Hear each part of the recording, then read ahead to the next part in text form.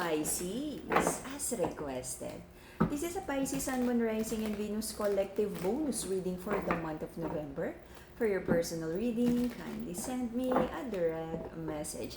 Kamusta mga Pisces? Kamusta mga Pisces, Sun, Moon, Rising, and Venus collective bonus reading for the month of November. Collective energy ng mga Pisces. Please, kabuhayan, kaperahan, relasyon, pamilya, kaibigan, mga taong nakapaligid sa'yo. Pisces, Sun, Moon, Rising, and Venus collective bonus reading for the month of November. Pisces energy, please. Collective energy ng mga Pisces, please. Collective energy ng mga Pisces. Collective energy ng mga Pisces. Pisces, Sun, Moon, Rising, and Venus collective bonus reading for the month of November. Alrighty, tatlo pa. Pisces, Sun, Moon, Rising, and Venus collective bonus reading for the month of November. Pisces collective, please.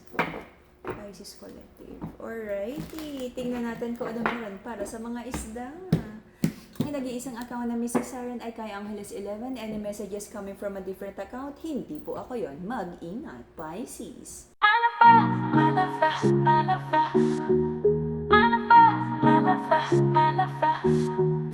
Pag-uusap tungkol sa pamilya, traditions, and I feel ito yung this coming, kumbaga mga reunion na naman, baka tatanungin ka, na-promote ka ba, ganyan, tingnan mo naman si ano, mayaman na, di ba?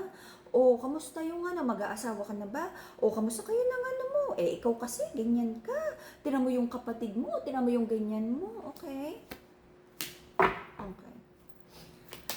But, I feel, may mga communication, I feel, no, naaasahan ka ng pamilya, na parang sasabihin mo, no ba to? Minsan na nga lang umattend ng reunion, usapang pera pa, mga humihingi ng tulong, hindi pa pwedeng happy-happy lang, hindi pa pwedeng kumain muna ng lechon.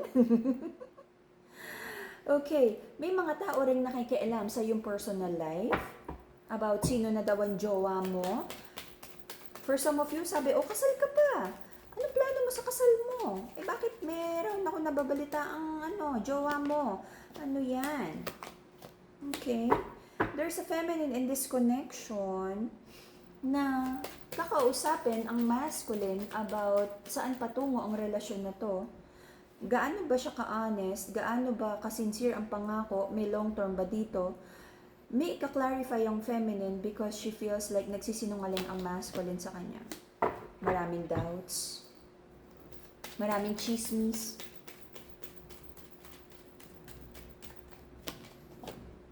But I feel, ang mga Pisces ay tatahimik lang. No comment. Okay? Ito yung medyo toxic minsan, no? Sa mga reunion.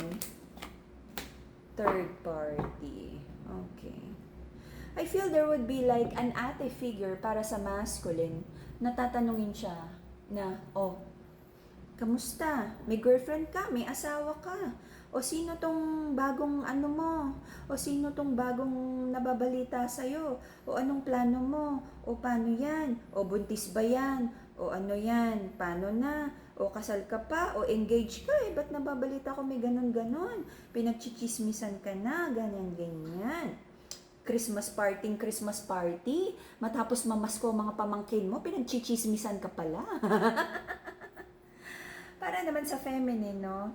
It feels like mapag-uusapan ng buhay, that your person ay may ine-entertain na iba, maaari ding ikaw magkwento sa family na ito yung totoong sitwasyon ng pamilya, bla bla bla. At kung ikaw ang third party, may isang ate figure dito na parang sasampalin ka ng katotohanan, anong pinagagagawa mo? Alam mo naman na may sabit yan. Bakit sumasampa-sampa ka sa relasyon na yan na hindi naman dapat nandyan ka? Okay? That would be like an adult heart-to-heart, unfiltered talk here. But again, nasa sayo na to kung paano mo to i-handle, ha? I feel this is like a holiday, Pasko, but you would try to avoid conflict. Ngiti-ngiti ka lang. Ganun lang. Okay? Hindi ka magko-comment. Okay? What else? Kabuhayan, kaperahan. Kabuhayan, kaperahan, kamusta? You feel like medyo mabagal ang daloy ng pera, pero tuloy lang. Meron kang mga hinihintay na kontrata, mga, ano tawag doon? Mga promotion or increase. Sabi mo, basta ikaw ginagawa mo naman yung best mo pagdating sa career at pera. Okay? Okay. There's a masculine here na medyo may pagkakailangan ng maturity for now. Okay? So, eto muna, and let's see ang ating December reading. Okie dokie, and that would be the Pisces Sun, Moon, Rising, and Venus bonus reading for the month of November. See you again in a few days for your December reading. Bye-bye, Pisces! The Magician in reverse, maraming manifestation, maraming pinagdadasal, but it feels like, sabi ng ating mga Pisces, Lord, asan ang aking pinagdadasal? Tracking number, please. For most of you, ito ay tungkol sa isang pag-ibig na hindi nag-manifest. But sabi mo, Pisces, you're trying to avoid conflict. Okay? You don't feel confident na magkakaroon pa ng kasunduan here, nalulungkot ka, nadidisappoint ka. But in the past, nagkaroon ng pag-uusap, na reconnection, reconciliation, okay? It could be magkasama kayo sa trabaho, may pinag-usapan tungkol sa something tangible, kabuhayan, kaperahan. Baka sustento for most of you na may anak.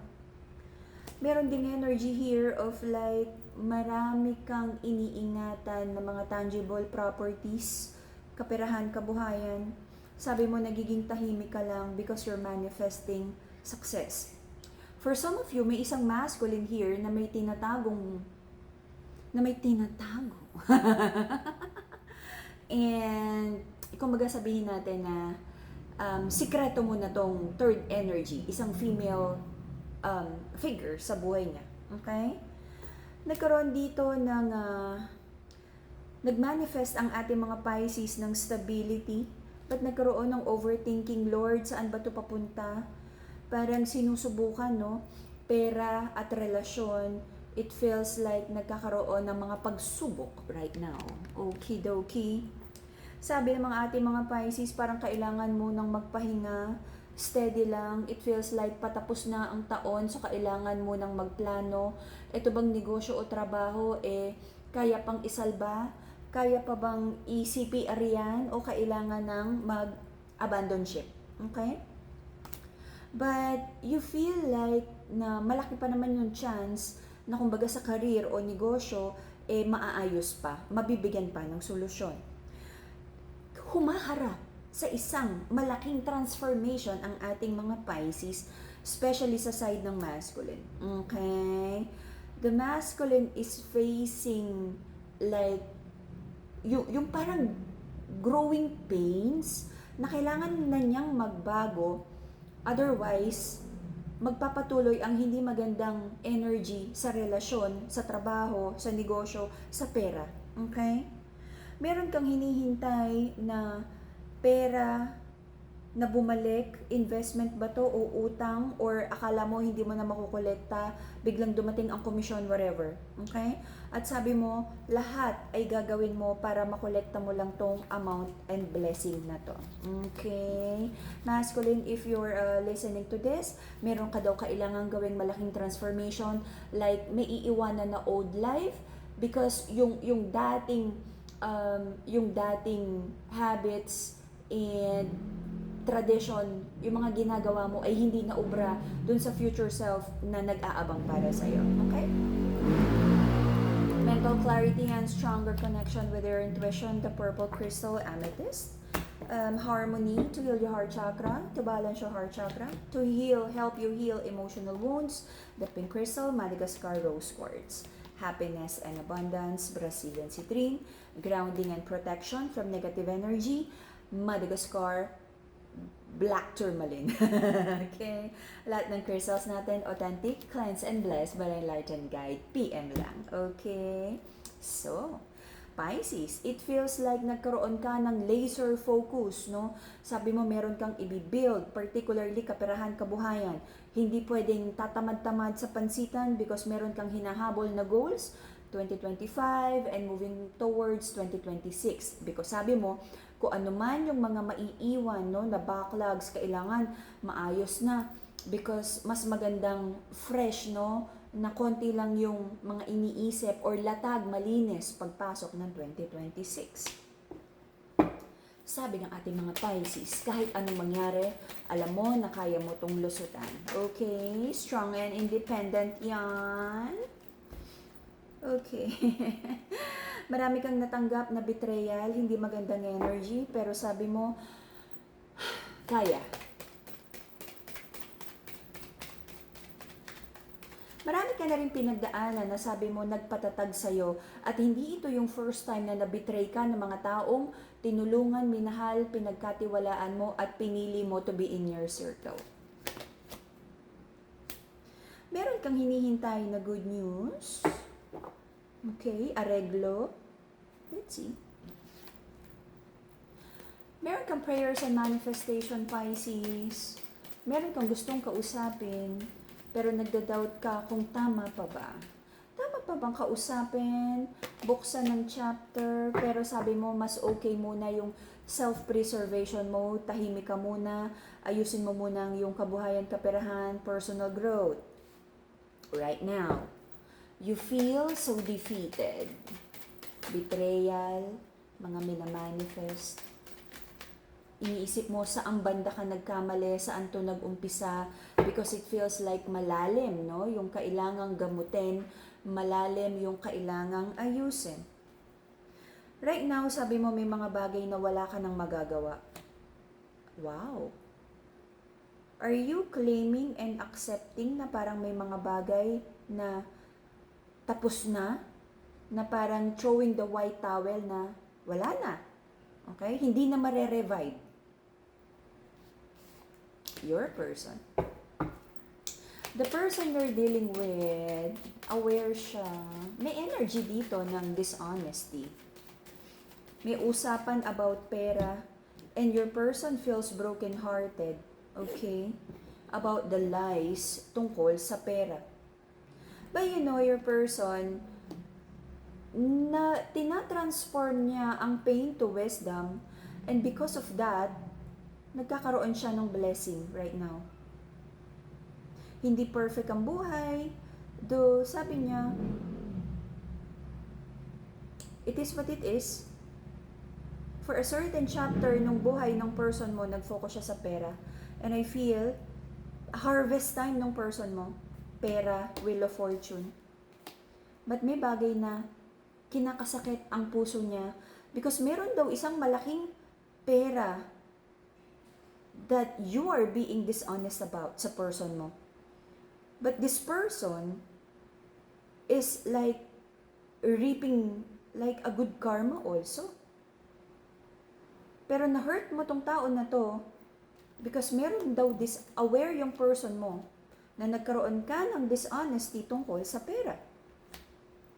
Pero sabi niya okay lang, thankful naman siya because kung ano man yung nawala or your person feels na itinago mong pera, naging dishonest, hindi mo binigay, pinalitan naman ng tadhana ng universe with a wheel of fortune.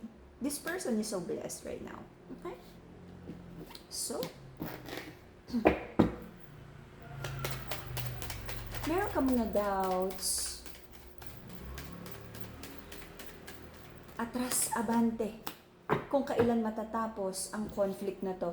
Inisip mo kung aayusin mo o hahayaan mo na lang na kumbaga kung hahayaan mo na lang kumalma ang dagat, kumalma ang bagyo na on its own.